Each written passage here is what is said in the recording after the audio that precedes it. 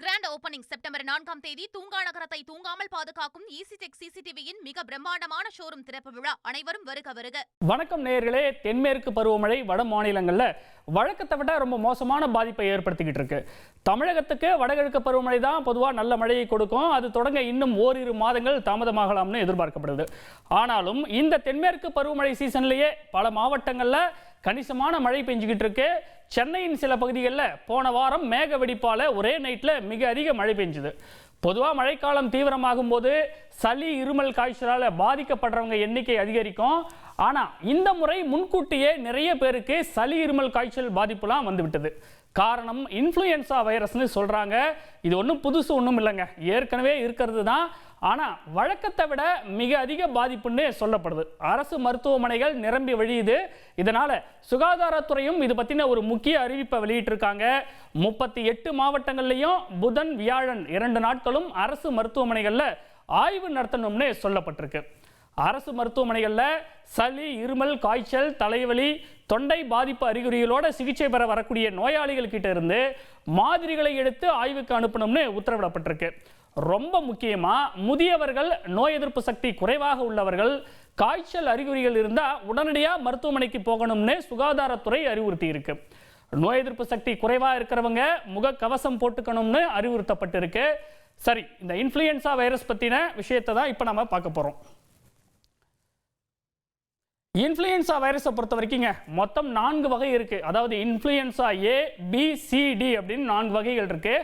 ஏ வகையை பொறுத்த வரைக்கும் பொதுவாக மனிதர்கள் விலங்குகள் இருவருக்குமே பாதிப்பை ஏற்படுத்தக்கூடியதாக இருக்கின்றது. பி வகை இன்ஃப்ளூயன்சா வைரஸ் மனிதர்களை மட்டுமே பாதிக்கக்கூடியதாக இருக்கின்றது. இந்த பி வகை இன்ஃப்ளூயன்சா வைரஸ் சில நேரங்களில் உயிருக்கு ஆபத்தையும் ஏற்படுத்தக்கூடிய, அதாவது ஏ வகை ரொம்ப டேஞ்சர், பி வகை என்பது சில நேரங்களில் மட்டும் உயிருக்கு ஆபத்தை விளைவிக்கக்கூடியதாக இருக்கின்றது. மொத்தத்தில் ஏ, பி இந்த 2 வகை இன்ஃப்ளூயன்சா வைரஸ்களுமே பருவ காலத்தில் வரக்கூடிய நோய் தொற்றுகளுக்கு காரணமாக இருக்கின்றது. மழைக்காலம் குளிர்காலம்னு 2 பருவ காலத்திலுமே நமக்கு வரக்கூடிய சளி இருமல் காய்ச்சல் இந்த மாதிரியான தலைவலி உடல்வலி இந்த மாதிரியான எல்லா பாதிப்புக்கும் ஏ, பி 2 வகையான இன்ஃப்ளூயன்சா வைரஸ்களும் காரணமாக இருக்கின்றது. சரி, ஒப்பீட்டளவில் பார்க்கும்போது பி உடன் ஒப்பிடும்போது ஏ வகை வைரஸ் வேகமாக உருமாறுகிறதுங்க. இந்த இன்ஃப்ளூயன்சா வைரஸ் இருக்கக்கூடிய மிகப்பெரிய ஒரு சிக்கல் என்னன்னா, அதாவது மருத்துவ உலகத்தில் சவால் என்பது ஆண்டுதோறும் இன்ஃப்ளூயன்சா வைரஸ் வேகமாக உருமாறிக்கொண்டே இருக்கின்றது என்பதுதான் இதை ட்ரீட் பண்ணக்கூடிய மருத்துவர்களுக்கு மிக பெரும் ஒரு சவாலாக இருக்கின்றது. சி மற்றும் டி வகை இன்ஃப்ளூயன்சாவை பொறுத்த வரைக்கும் நம்ம பார்க்கும்போது, அதாவது சி வகை இன்ஃப்ளூயன்சா மனிதர்களுக்கு எந்த பிரச்சனையுமே இல்லைங்க. டி வகை இன்ஃப்ளூயன்சா கால்நடைகளுக்கு மட்டும்தான் பரவும், மனிதர்களுக்கு பரவாது. சி வகை இன்ஃப்ளூயன்சா மனிதர்களுக்கு பரவும், ஆனாலும் கூட சிவியாரிட்டி அப்படின்னு பார்க்கும்போது ரொம்ப மைல்டாக தான் இருக்கும். அதனால எந்த ஒரு பிரச்சனையும் இல்லை என்று சொல்லப்படுகின்றது. சரி, எப்படி ஒருவரிடம் இருந்து மற்றொருக்கு பரவுகிறது? இன்ஃப்ளூயன்சா வைரஸை பொறுத்த வரைக்கும் இன்ஃபெக்ஷியஸ் டிசீஸ், ஒருவர்கிட்ட இருந்து மற்றொருவருக்கு பரவக்கூடியது. இதுதான் இந்த வைரஸ் ரொம்பவே மோசமானதுன்னு சொல்லப்படக்கூடியது.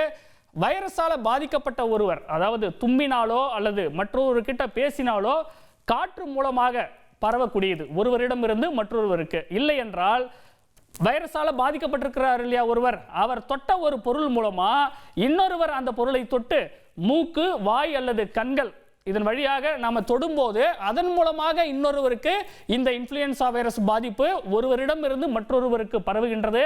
இன்ஃப்ளூயன்சா வைரஸால் பாதிக்கப்பட்டவர்களிடையே காணப்படக்கூடிய அறிகுறிகள்னு பார்க்கும்போதுங்க, மூக்கு ஒழுகுதல், மூக்கடைப்பு, சோர்வு, தலைவலி இருக்கும், உடல் வலி இருக்கும், தொண்டை வறண்டு காணப்படும், தொண்டை புண் இருக்குங்க. அதன் காரணமாக ரொம்பவே வறட்டு இருமல் இருக்கும். இது பொதுவான இன்ஃப்ளூயன்சா பாதிப்பு அறிகுறி.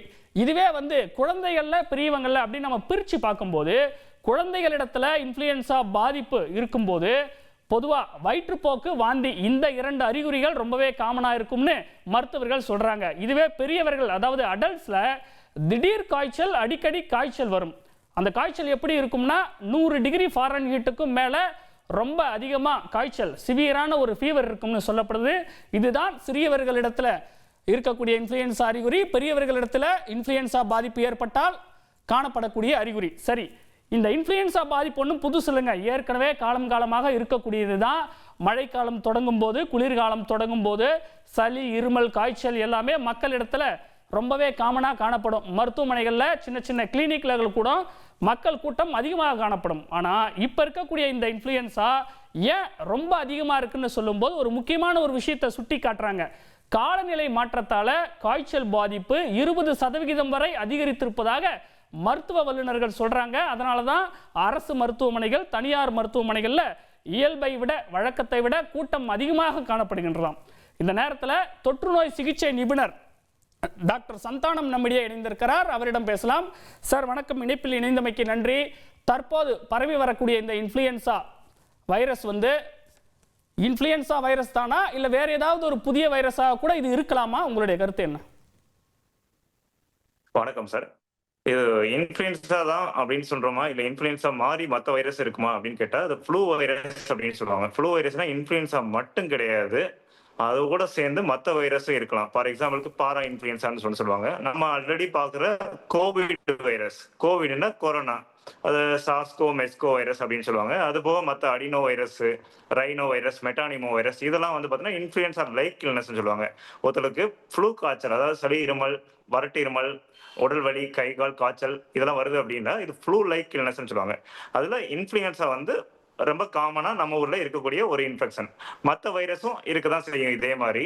அதனால நம்ம இதுதான் இன்ஃப்ளூயன்ஸா தான் அப்படின்னு 100% சொல்ல முடியாது. சார், நோய் எதிர்ப்பு சக்தி குறைவானவர்கள் ரொம்பவே உஷாரா இருக்கணும் அப்படின்னா ஒருத்தருக்கு எப்படி தெரியும் எனக்கு உடம்புல நோய் எதிர்ப்பு சக்தி நல்லா இருக்கு இல்ல வீக்கா இருக்கு அப்படின்றத எப்படி தெரிஞ்சுக்கலாம்?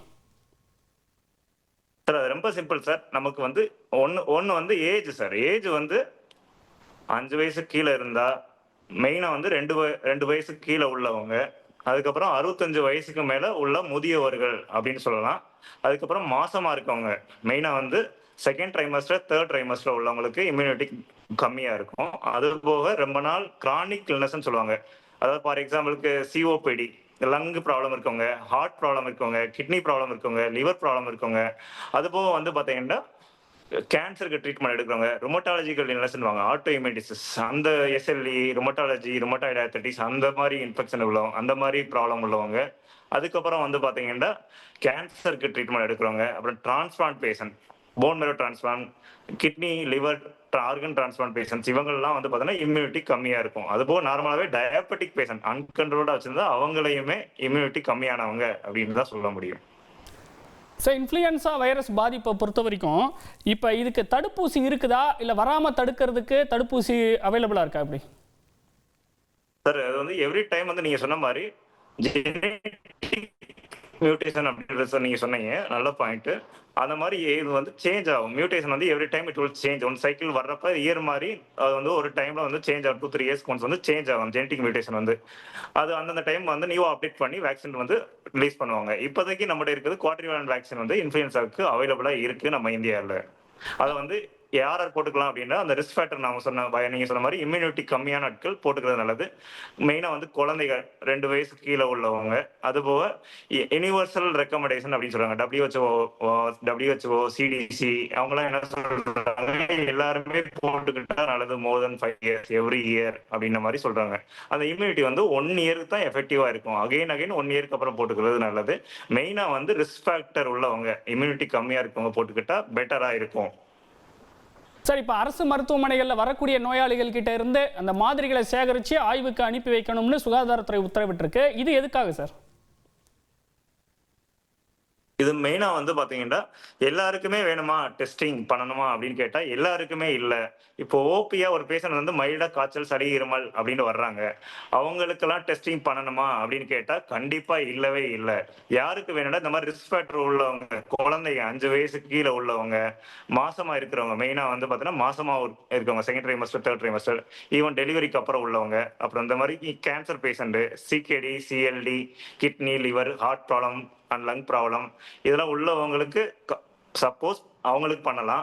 செகண்ட் திங்கு, சப்போஸ் இம்யூனிட்டி நார்மலா இருக்கு ஆனா இவங்களுக்குலாம் பண்ணணுமா அப்படின்னு கேட்டா எப்போ பண்ணணும் அப்படின்னு கேட்டா, சப்போஸ் அட்மிஷன் தேவைப்படுது, ரொம்ப நாளா சிக் ஆகுறாங்க, மீன்ஸ் ஃபீவர் ரொம்ப அதிகமா இருக்கு, வாய் வழியா ஃபுட்டே இன்டேக் முடியல, நீர் சத்து எடுக்க முடியல, அந்த மாதிரி டைங்கள்ல டெஸ்ட் பண்ணா இட் வில் பெட்டரா இருக்கும். அதுக்காக 2-3 வகையான டெஸ்ட் வந்து கவர்மெண்டே பண்ணுது. ஃபார் எக்ஸாம்பிளுக்கு ஆர்டிபிசிஆர், இது வந்து அப்ரூவ்டு சென்டர்ல கவர்மெண்ட் பண்றாங்க.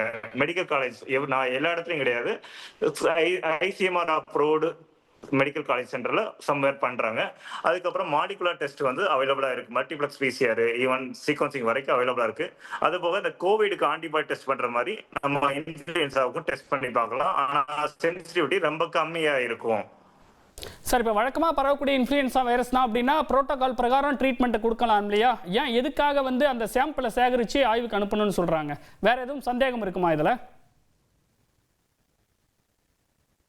மெயினா வந்து ட்ரீட்மெண்ட் வந்து மாறும் சார். இது வந்து இன்ஃப்ளூயன்ஸா தானா இல்ல இன்ஃப்ளூயன்ஸா மாதிரி மத்த வைரஸ் நான் சொன்னேன். ஃபார் எக்ஸாம்பிளுக்கு parainfluenza virus, metapneumovirus, Covid corona virus, other RSV syncytial virus, இதெல்லாம் வந்து பாத்தீங்கன்னா அதுக்கு ட்ரீட்மெண்ட் வந்து மாறும். ஆர்எஸ்விக்குல டிஃப்ரெண்ட் ட்ரக் வரும். அதே மாதிரி கோவிடுக்குன்னா ட்ரீட்மெண்ட் ட்ரக் வந்து வேற வரும். அது மாதிரி இன்ஃப்ளூயன்ஸாவுக்குண்டா ட்ரீட்மெண்ட் வந்து அதுக்கு ஸ்பெசிஃபிக் ட்ரக் மாறும். மற்ற வைரஸ்லாம் கேட்டீங்க அப்படின்னா ட்ரீட்மெண்ட்டுக்கு ஆன்டிவைரல் ட்ரக் கொடுக்கணுமா அப்படின்னு கேட்டா கொடுக்க தேவையில்லை. அன்னெசரியா எல்லாருக்குமே ஆன்டிவைரல் தேவையில்லை. அவங்களுக்குலாம் ஆன்டிவைரல் போடுறது தேவையில்லாத ஒரு தலைவலி மாதிரி தான். நம்ம எல்லாருக்குமே இந்த ஆன்டிபயோட்டிக் எடுக்கிற மாதிரி ஆன்டிவைரல் எல்லாருக்குமே போட வேண்டிய கம்பல்சரி கிடையாது. அது மெயின் திங்கா மாறும். அது போக என்ன ட்ரீட்மெண்ட் கொடுக்கலாம் அப்படின்னு கேட்டீங்கன்னா மெயினா வந்து நீர் சத்து அதிகமா எடுத்துக்கிறது ரொம்ப நல்லது. பெட் ரெஸ்ட், நல்ல சத்தான ஆதாரங்கள் எடுக்கிறது. என்னன்னா உங்களுக்கு வந்து செரிமானம் ஆகுறது, நல்ல சத்தான ஆதாரங்கள் எடுக்கிறது பெட்டரா இருக்கும். காய்ச்சல் வந்தா பாராசிட்டமால் அந்த மாதிரி எடுத்துக்கலாம். அது போக வந்து பாத்தீங்கன்னா சப்போர்ட்டிவ் ட்ரீட்மெண்ட் மாதிரி நம்ம நார்மலா சுடுதண்ணில நம்ம துணியை கிளாத்தை வந்து புழிஞ்சு அதை நம்ம உடம்புல தொடச்சு விடலாம், இல்லாட்டி அங்க நெத்தில வச்சு விடலாம். அந்த மாதிரி பண்ணலாம். அது போக என்ன பண்ணலாம் அப்படின்னா நேசல் டீகன்ஜஷன் அந்த மாதிரி சலைன் டிராப்ஸ் அந்த மாதிரி இது யூஸ் பண்ணிக்கலாம். சப்போர்ட்டிவ் ட்ரீட்மெண்ட் எடுத்துக்கலாம். எல்லாருமே இந்த பாராசிட்டமால் எல்லாருமே எடுக்கலாமா அப்படின்னு கேட்டா பாராசிட்டமால் வேண்டாம். ஃபீவர் இருந்தா எடுக்கலாம். 100 டிகிரிக்கு மேல இருந்தா. எல்லாருக்குமே தேவையாண்டா இல்ல. அதே மாதிரி இந்த ஒரு சிலர் ஆஸ்பிரின் வந்து தேவையில்லாம போட்டு அவங்களுக்குலாம் வந்து பாத்தீங்கன்னா சின்ன குழந்தைகளுக்கு ரொம்ப பெரிய லிவர் ப்ராப்ளமே வரும். அந்த மாதிரி கேஸ் எல்லாம் பெரிய இஷ்யூஸ் வரும். ஆன்டிவைரல் பொறுத்த வரைக்கும் 2-3 வைரஸுக்கு தான் ஸ்பெசிஃபிக்கா ஆன்டிவைரல் இருக்கு. நமக்கு ஃப்ளூ லைக் இல்னஸ்ல மற்ற வைரஸ்ல நமக்கு ட்ரீட்மெண்ட் ஸ்பெசிஃபிக்கா கிடையாது. சப்போர்ட்டிவ் ட்ரீட்மெண்ட் தான். அதே டைம் நமக்கு வைரஸா இல்ல சம்டைம் வைரஸ் வந்ததுக்கு அப்புறம் இன்னொரு பாக்டீரியல் இன்ஃபெக்ஷன் வந்து செகண்டரியா வரும். எல்லா இன்ஃப்ளூயன்ஸா சப்போஸ் வருது, கோவிட் வருது அப்படின்னா கோவிட் இன்ஃப்ளூயன்ஸா வந்து ரெக்கவர் ஆயிடுவாங்க. ஆனா அது பை த டைம் வந்து post viral there will be bacterial infection வரலாம். சம்டைம் ஈவன் ஃபங்கல் இன்ஃபெக்ஷனே வரலாம். நம்ம பிளாக் ஃபங்கஸ் சொல்றோம். அது மாதிரி அஸ்பெர்ஜிலஸ், மியூக்கர் அந்த மாதிரிலாம் இன்ஃபெக்ஷன் வரதுக்கான சான்சஸ் இருக்கு. ட்ரீட்மெண்ட்லாம் மாறும். அதனால தான் நமக்கு ஸ்பெசிஃபிக் டயக்னோசிஸ் வந்தால் தான் நம்மளால ஸ்பெசிஃபிக் ட்ரீட்மெண்ட் நம்மளால கொடுக்க முடியும். சார், சளி, இருமல், காய்ச்சல், உடல்வலி, தலைவலி இதெல்லாம் ரொம்பவே காமனா இருக்கு. எல்லாருமே எதிர்கொள்றதா இருக்கு. அப்படி இருக்கும்போது இன்ஃப்ளூயன்ஸா வைரஸ் உயிரிழப்பை ஏற்படுத்துமா? எந்த நிலையில அது உயிரிழப்பை ஏற்படுத்தும்? எல்லாருக்குமே கேட்குமா, எல்லாருக்குமே உயிரிழப்பு ஏற்படுமா அப்படின்னா இல்ல சார். அது வந்து நமக்கு வந்து மைல்டா தான் மேக்ஸிமம் பீப்புள் 70 to 80% ஆஃப் பீப்புள்ஸ்க்கு வந்து மைல்டா தான் வந்துட்டு போகும். எல்லாருக்குமே நார்மலான சளி இருமல் பிடிச்ச மாதிரி தான், இருமிக்கிட்டோ தும்பிக்கிட்டோ அந்த மாதிரி தான் மக்கள் இருப்பாங்க. நார்மலா நீங்க பாத்தீங்க க்ரௌடட் பிளேசஸ்ல மெயினா அவங்களுக்கு தான் மெயினா இருக்கும். அது போக வந்து பாத்தீங்கன்னா எல்லாருக்குமே அந்த 10% தான் மினிமம் வந்து அட்மிஷன் ரேட்டே இருக்கும் நம்ம ஹாஸ்பிட்டல்ல வந்து பாத்தீங்கன்னா. அந்த 10%ல வந்து பாத்தீங்கன்னா எவ்வளவு பேர் சிக் ஆவாங்க அப்படின்னு கேட்டா 100ல ஒருத்தர் தான் சிக் ஆவாங்க. ஓவரால் பாத்தீங்க அப்படின்னா 1000 பேருக்கு வருது அப்படின்னா அதுல ஒருத்தர் 2 பேருக்கு தான் வந்து சிக் ஆகிறதுக்கான வாய்ப்பே இருக்கு. ஐசியூல அட்மிட் ஆகிற அளவுக்கு தேவைப்படும். ஐசியூல சிக்கானா அதுல எவ்வளவு பேர் மார்டாலிட்டி வராங்க அப்படின்னா ரொம்ப ரொம்ப கம்மி தான். 0.3% தான் மார்டாலிட்டி வில் கம்.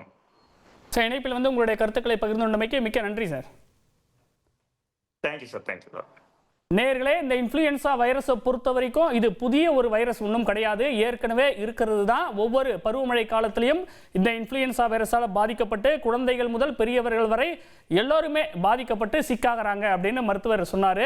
இதில் முக்கியமாக குறிப்பிட்டு சொல்ல வேண்டியது என்னன்னா, காலநிலை மாற்றம் தாங்க இப்போ இருக்கக்கூடிய மிகப்பெரிய பிரச்சனை. பகலில் வெயில் அடிக்குது, இரவு நேரத்தில் மழை பெய்யுது, அதை தொடர்ந்து குளிரும் அடிக்குது. இந்த மாதிரி காலநிலை மாற்றத்தினால தான் இப்போ பல்வேறு மருத்துவமனைகளில், குறிப்பாக அரசு மருத்துவமனைகளில் மக்கள் கூட்டம் நிரம்பி வழியுது. காய்ச்சலால், தலைவலியால், உடல் வலியால் பாதிக்கப்பட்டு ஆயிரக்கணக்கானோர் தினந்தோறும் மருத்துவமனைகளுக்கு வந்து கொண்டிருப்பதாக புள்ளி விவரங்கள் தெரிவிக்கின்றன. வழக்கத்தை விட 10 முதல் 20% பேர் இந்த சீசன் காலத்தில் அதிகமாக பாதிக்கப்பட்டிருப்பதாக தகவல் வெளியாக இருக்கு. அதனால ரொம்பவே முன்னெச்சரிக்கையுடன் செயல்பட வேண்டும் என்பது இந்த நேரத்தில் குறிப்பிடத்தக்கது. கிராண்ட் ஓபனிங் செப்டம்பர் 4ஆம் தேதி தூங்கா நகரத்தை தூங்காமல் பாதுகாக்கும் ஈசிடெக் சிசிடிவியின் மிக பிரம்மாண்டமான ஷோரூம் திறப்பு விழா. அனைவரும் வருக வருக.